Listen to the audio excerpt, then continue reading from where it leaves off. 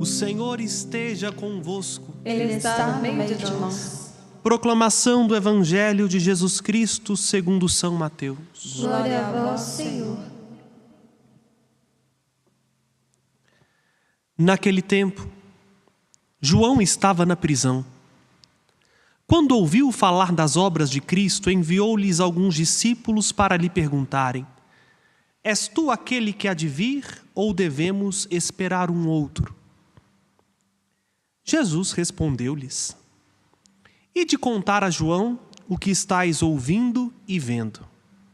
Os cegos recuperam as vistas, os paralíticos andam, os leprosos são curados, os surdos ouvem, os mortos ressuscitam e os pobres são evangelizados.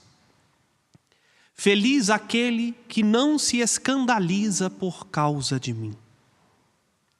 Os discípulos de João partiram e Jesus começou a falar às multidões sobre João. O que fostes ver no deserto? Um caniço agitado pelo vento? O que fostes ver? Um homem vestido com roupas finas?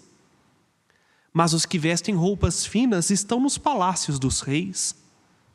Então, o que fostes ver? Um profeta? Sim, eu vos afirmo, e alguém que é mais do que profeta.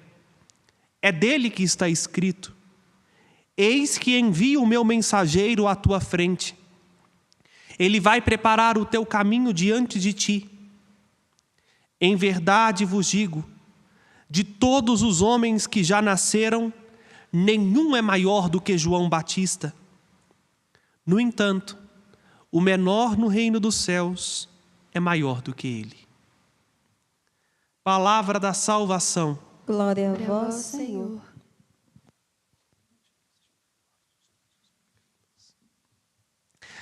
Alegra-se a terra que era deserta e intransitável. Exulte a solidão, floresça como um lírio, germine e exulte de alegria e louvores. Este é o convite, irmãos e irmãs, que a liturgia de hoje nos propõe. A alegria. A alegria é um sentimento extremamente necessário e vital para todos nós. No entanto, o tanto que nós vivemos perdidos na alegria, sem alegria, desesperançados. A nossa desesperança, muitas vezes, a nossa tristeza, vem justamente de não sabermos para onde dirigir o nosso olhar. E, de fato, há muita miséria, muito sofrimento, muita maldade neste mundo. A nossa alegria é o Senhor. O nosso coração, se repousar em Deus, se alegrará. E hoje, inclusive vocês podem notar pela cor do paramento do padre, nós vestimos uma cor diferente neste domingo, que na visão litúrgica é o debruçar-se ou o misturar-se do branco com o roxo. O roxo da vigilância, da penitência, do estado de constante atenção sobre si mesmo, mas que é permeado agora do branco, que é a alegria de Deus. A alegria de saber: o Senhor está próximo. Aqui, meus irmãos e irmãs, a nossa alegria consiste em fazer a vontade de Deus, tal como João Batista fez. E esta proximidade do Senhor não é uma proximidade fictícia ou ilusória, é uma proximidade real. Em primeiro lugar, Deus se fez próximo de nós porque entrou na história na nossa carne. É o mistério que daqui a 2 semanas nós vamos celebrar. Deus assume a carne humana. Felipe, dá um close lá no presépio para contextualizar. Este é o mistério da proximidade, que há 2023 anos, já estou arredondando a conta, Deus assumiu. Os músicos podem ficar quietinhos, as câmeras chegam lá. Este mistério é grande, porque Deus não quis nos ver de fora. Deus não quis conhecer o coração do homem simplesmente por ouvir dizer, ou como um arquiteto que admira a obra criada por fora. Não. Deus quis conhecer o coração humano tendo um coração humano. Deus quis entender o homem se fazendo homem. Eis um motivo de grande alegria. E justamente por esse primeiro motivo, que já seria o bastante, nós deveríamos nos alegrar e nos alegrar muito, porque Deus não é indiferente a nós. Deus não se esqueceu do seu povo. Ele continua vindo ao nosso encontro. E este é o segundo motivo da nossa alegria. Saber que o Cristo que veio na carne é o Cristo que vem pela graça, como a Yara cantou hoje no ato penitencial. Cristo que continuamente nos visitais com a graça do Espírito. Continuamente esse Cristo está próximo. Ele quer se fazer próximo, quer se fazer amigo. Por isso nos visita na palavra, nos sacramentos, na pessoa do outro, sobretudo o outro pobre, enfermo, oprimido. Mas a alegria maior nossa é saber que a esperança não decepciona. Esse Cristo está próximo, porque a sua vinda gloriosa é algo próximo. Padre, mas tem mais de 2000 anos, ou tem quase 2000 anos, e o Senhor ainda tem a cara de pau de falar que isso é proximidade. Meus irmãos, sempre que esta tentação bater à nossa porta, lembremos-nos da palavra que o Senhor nos dá por meio do apóstolo Pedro, na sua segunda carta, capítulo 3, versículo 13. O padre agora falou igual protestante, lembrei bonitinho. Segundo Pedro 3,13. O Senhor está próximo. Um dia para Deus é como 1000 anos, e 1000 anos para Deus é como um dia. E o apóstolo continua, não é o Senhor que está demorando a voltar, é que Ele está usando de paciência para conosco.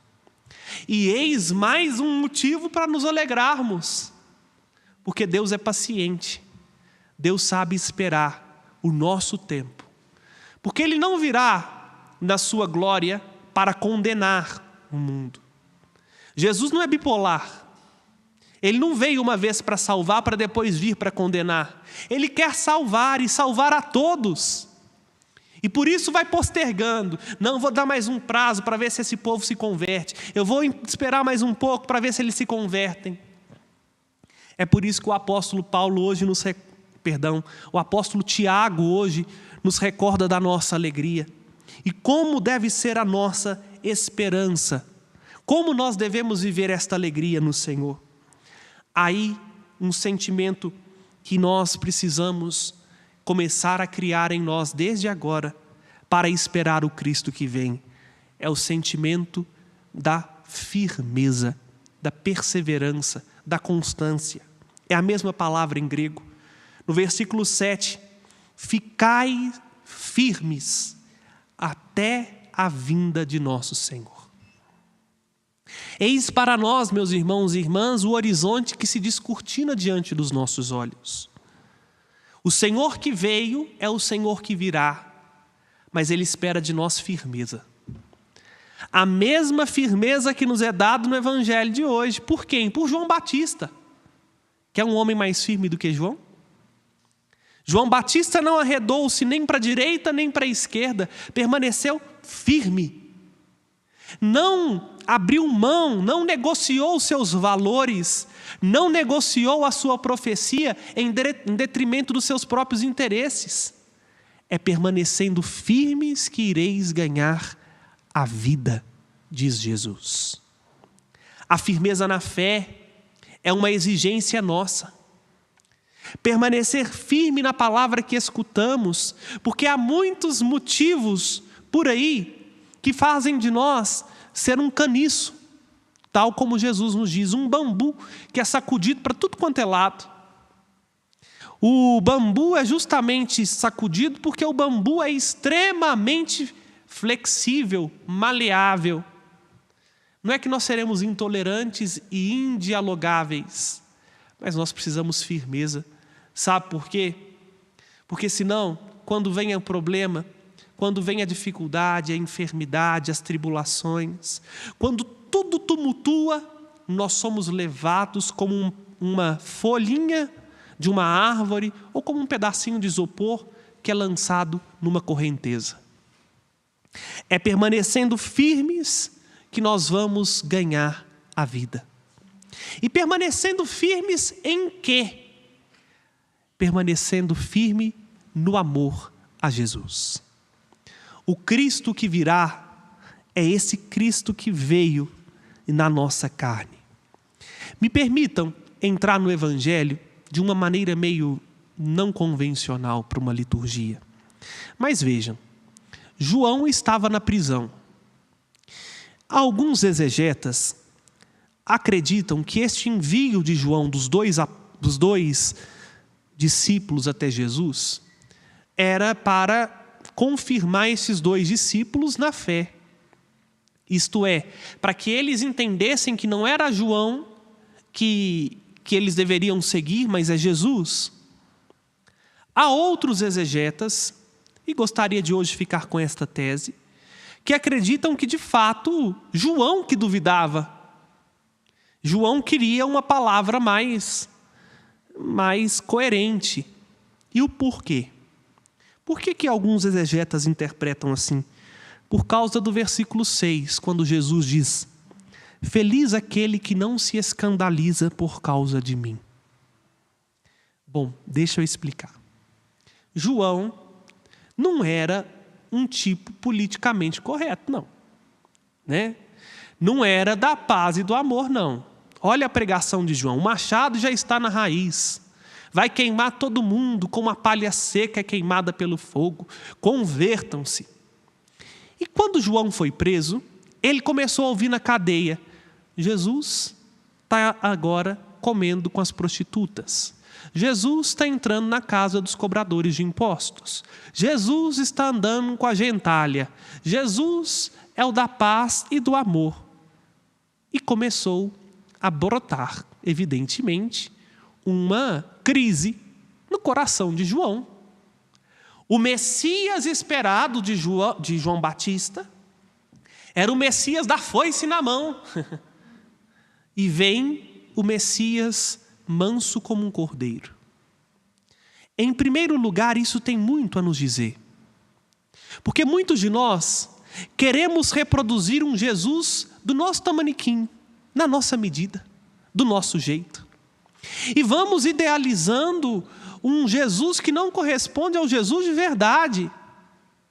Enquanto o Jesus de verdade, ele está para além de nós. E é justamente isso que João quer saber. Espera aí, eu não estou vendo a foice na raiz ainda. Vão lá e perguntam para ele se é ele mesmo, o Messias, ou se nós devemos esperar um outro. Olha a sabedoria de Jesus. Jesus chama os dois e fica com eles aquele tempo. Interessante, o silêncio de Deus é pedagógico. Quando os discípulos chegam para Jesus e perguntam: és tu aquele que há de vir ou devemos esperar outro? Jesus não responde absolutamente nada. Nem uma palavrinha sequer. Apenas convida os discípulos para estarem com ele. Muito parecido com a nossa vida, né? Porque vez ou outra parece que Deus não nos escuta.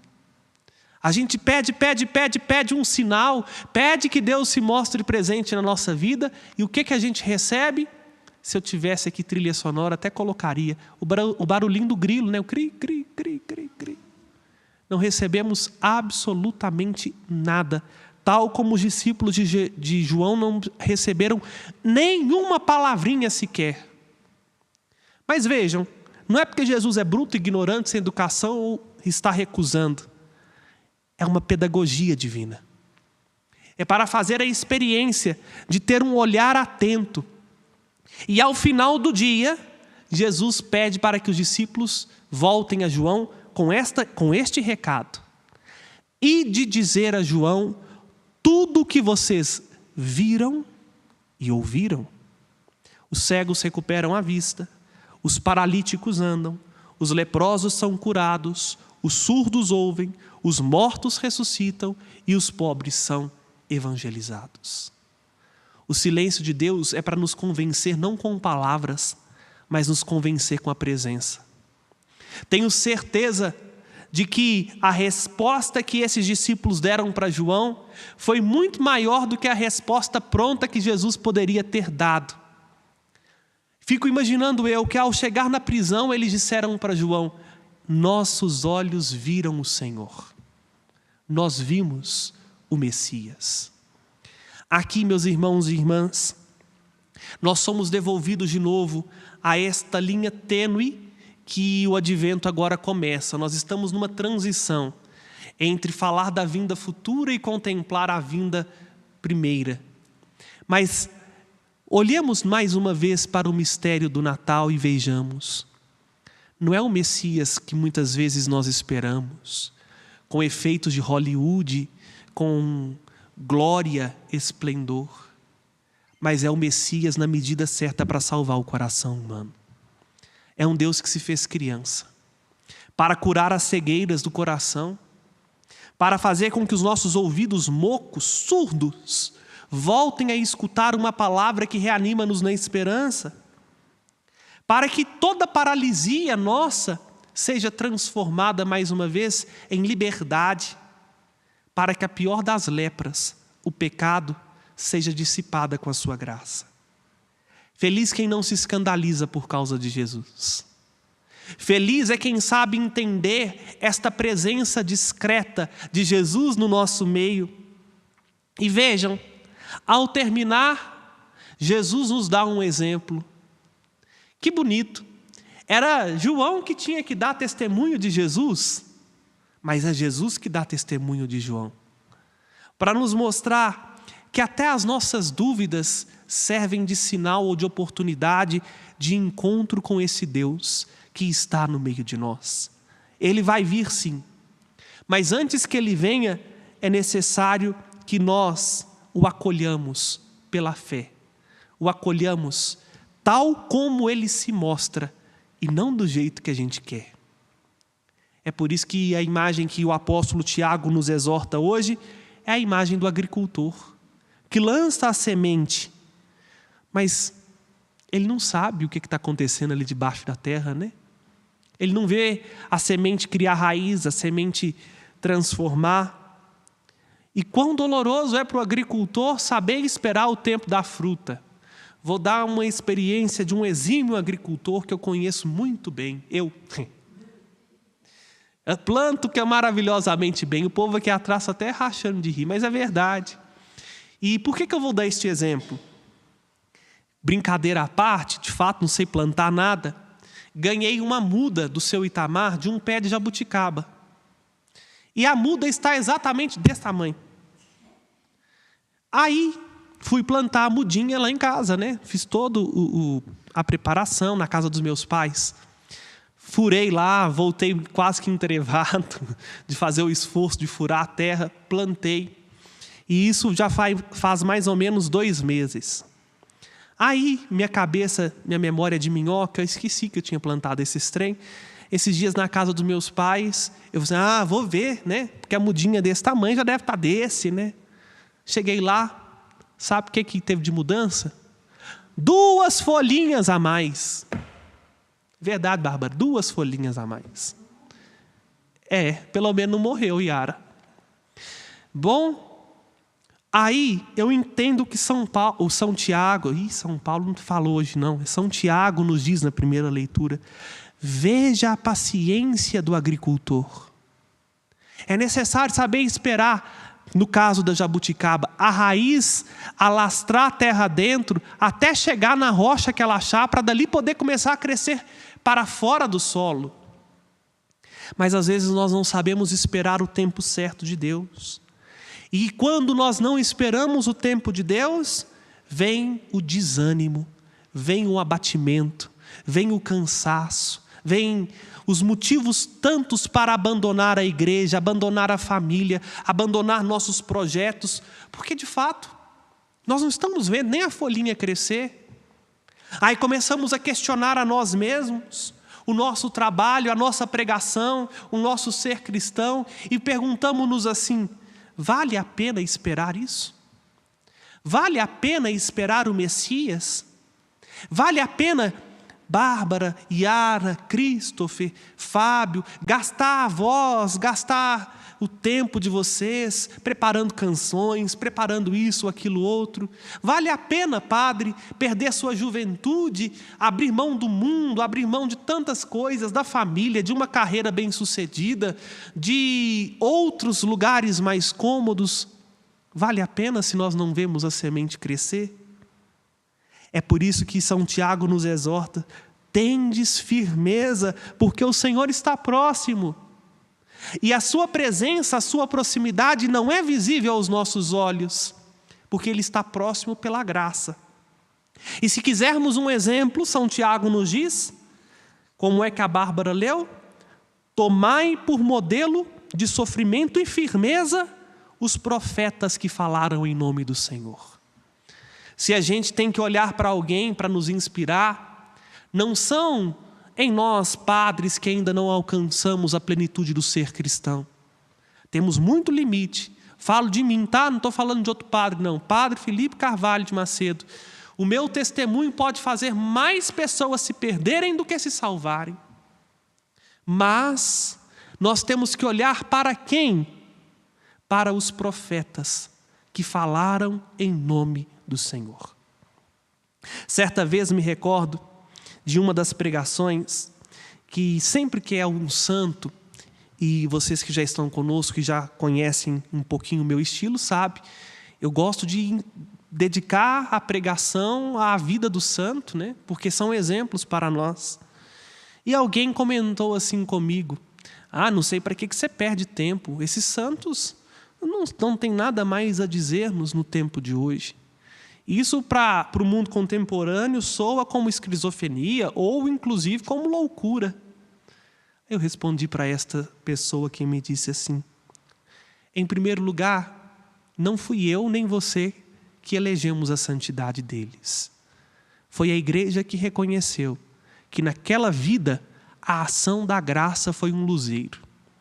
E em segundo lugar, eles são as pessoas que deram certo. Eles são os cristãos que deram certo. Um engenheiro, para projetar uma ponte, ele não pode olhar para as pontes que caíram. Eles têm que olhar para a ponte que deu certo. E entender qual é a medida certa de colocar o cimento, a areia, como é que ali há a junção das vigas. Caso contrário, desmorona tudo. É por isso que São Tiago nos mostra: olha para aqueles cristãos que souberam esperar o Senhor.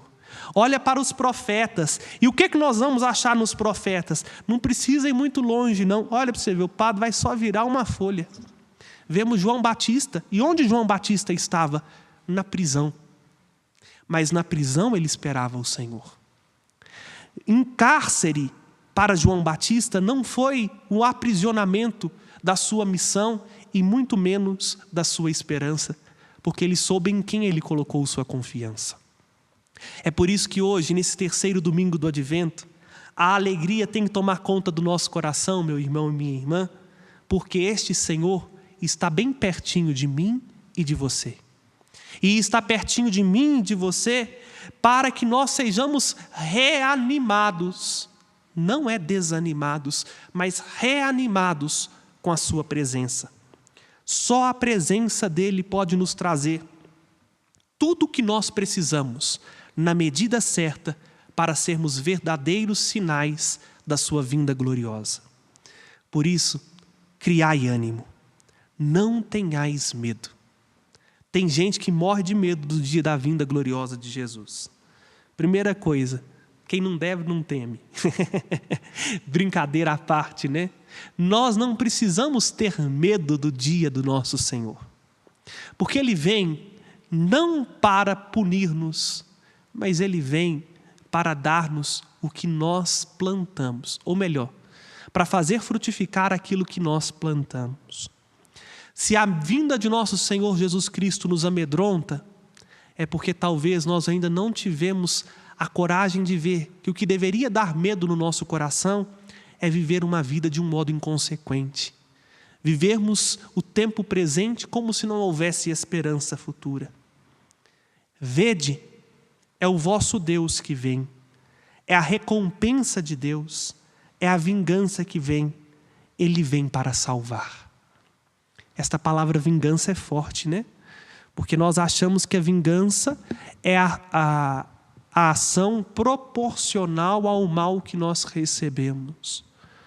Qual é a vingança de Deus? Olhem para Jesus. Olhe para a criança na manjedoura. Esta é a vingança de Deus. Deus se vingou do pecado, assumindo a nossa humanidade. Deus se vingou de Satanás morrendo na cruz. Deus se vingou do mal, fazendo o bem a cada um de nós. Por isso, alegre o seu coração. Esse Deus não desiste de nós. Se soubermos acolher a sua presença no agora e vermos os sinais da sua presença no desabrochar de uma flor, no sorriso de uma criança, no ar que você respira, numa música bonita que você escuta, se souber reconhecer a presença do Senhor, que visivelmente se encontra na Eucaristia, que pela graça se encontra no sofredor, saberemos reconhecer que não é outro que nós devemos esperar. Não é Freud que vai nos salvar. Não é Nietzsche que vai nos dar orientação. É aquele que veio no ventre de Maria, que nos trouxe a salvação, que nos dará a verdadeira alegria e o verdadeiro sentido de viver. Alegre-se, meus irmãos e irmãs, porque esta é a boa notícia do Evangelho. Esse Deus está próximo, tão próximo que quando Ele vier, nós não teremos estranheza, nós saberemos, aquele que meus olhos contemplam na glória é aquele que meu coração já está acostumado com sua presença, porque Ele me visitava todos os dias, com pequenos sinais, com a sua palavra. Ele descerrou os meus olhos, destravou meus ouvidos, deu-me língua adestrada, para que como discípulo eu pudesse a cada manhã ser sinal do seu amor e da sua luz. Louvado seja aquele que vem, nosso Senhor Jesus Cristo. Para sempre seja louvado. Creio em Deus Pai Todo-Poderoso, Criador do céu e da terra, e em Jesus Cristo, seu único Filho e nosso Senhor, que foi concebido pelo poder do Espírito Santo, nasceu da Virgem Maria, padeceu sob Pôncio Pilatos, foi crucificado, morto e sepultado, desceu à mansão dos mortos, ressuscitou ao terceiro dia, subiu aos céus e está sentado à direita de Deus Pai Todo-Poderoso, de onde há de vir a julgar os vivos e os mortos. Creio no Espírito Santo, na Santa Igreja Católica, na comunhão dos santos, na remissão dos pecados, na ressurreição da carne e na vida eterna. Amém. Apresentemos ao Senhor nosso Deus